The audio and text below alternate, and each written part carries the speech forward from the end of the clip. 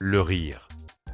Je suis tombé dernièrement sur un reportage parlant d'une recomposition à partir du squelette d'une femelle néandertale en Belgique. Les artistes et les scientifiques qui ont réalisé cette reproduction lui ont mis un timide sourire en nous expliquant qu'ils pensent que le rire aurait débuté avec eux. Ceci m'a perturbé par ce dans quoi cela s'inscrit. Ou pourrait s'inscrire implicitement, comme, par exemple, cautionner l'idée que le rire serait une propriété très récente dont nous serions les seuls héritiers et qui nous placerait sur un plan évolutif au-dessus du reste du vivant, par conséquent.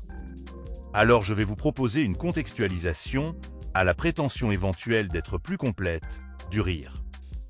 Tout d'abord, nous sommes beaucoup d'espèces dans le monde du vivant à vivre clairement des émotions.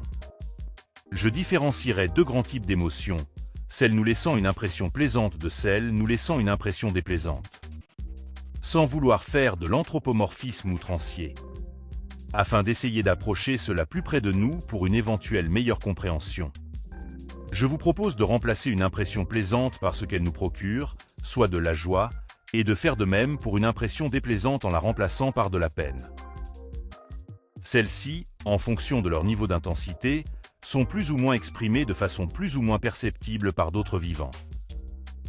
L'on sait que certains vivants expriment ce que nous appelons techniquement le rire, quand on les chatouille par exemple.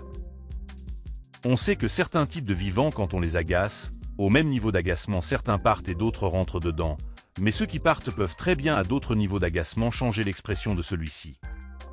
Donc, je pense que le rire est en définitive une expression qui émerge d'une incontinence émotionnelle, contextuelle et subjective comme bien d'autres.